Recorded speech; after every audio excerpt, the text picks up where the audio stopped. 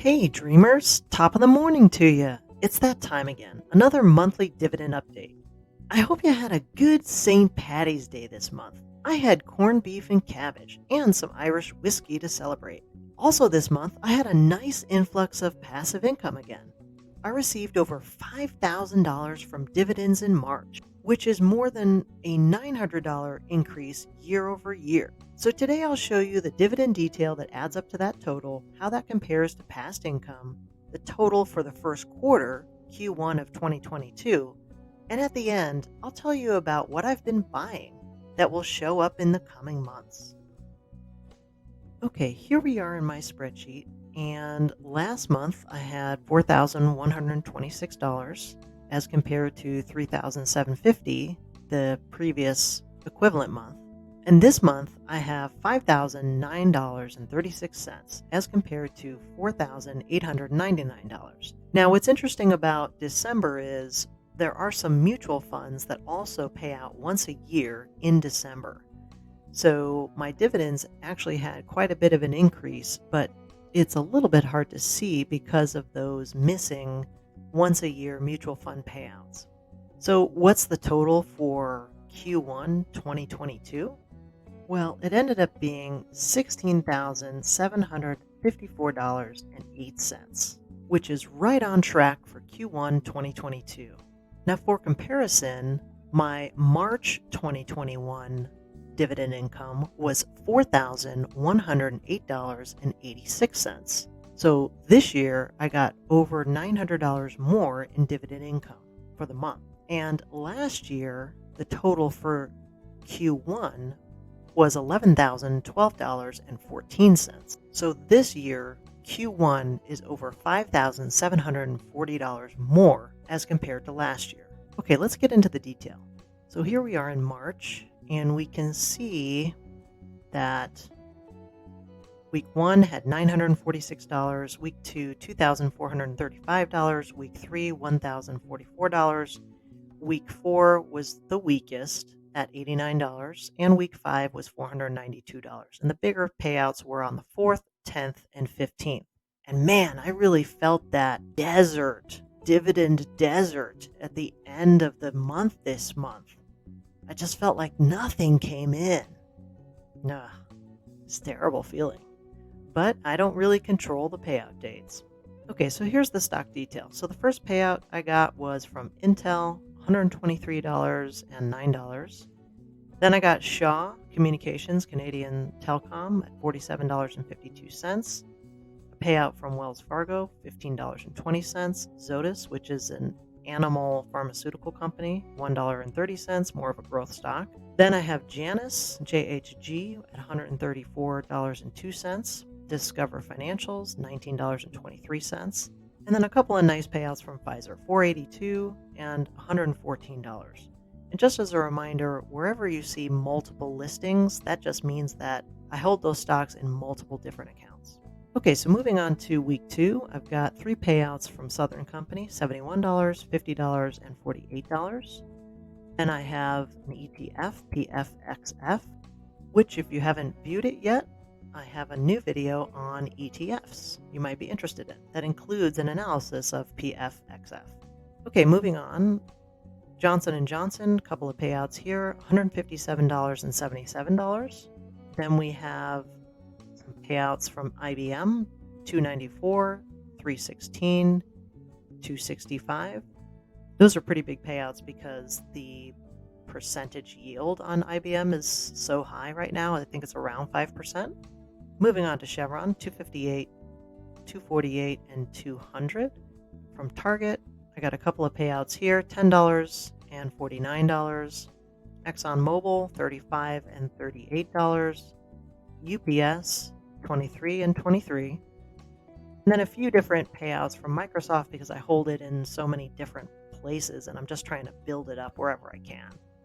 So I've got about $85 here, $15, $8.70, and then $3.11. And then for Prudential, $87.22. And that wraps up week 2. Moving on to week 3, we've got 3M at $98 and $97. MetLife, which has been fantastic. And every time I see this, I check this twice. But I actually hold the same amount of MetLife in a couple of different places. So $79.35 plus $79.35. Then we get into probably my favorite monthly dividend income, which is ticker symbol O, Realty Income. Got $121.78, $103, and $27.66. Then we have Stag Industrial at $35 plus $18. HIW, which is kind of a live, work, rent play, $12.91. Nextra Energy at $11.26. We have ORI at $12.55. ED, an electric company in New York, $8.14. Followed by a few payouts by Duke, $162, $29.83, and $137.12. And lastly, to round out week 3, we've got a couple more ETFs, EVN at $10 and EVV at 58 cents. Going on to week 4. Now, as you saw before, this was a really weak week. Anyway, Qualcomm, $42.43, NVIDIA at $1.72, which is a growth play, obviously. PFG, $32.31, and Bank of America at $13.20. And then to round out the month, week 5, we have quite a few here, starting with some ETFs. We've got VNQ at $8.58, VTI at $4.98, SCHD at $3.05, VU at $4, Lin is an industrial chemical company, $2.35, VGT, $1.39. Then a few T-row prices, $35, $5, $8.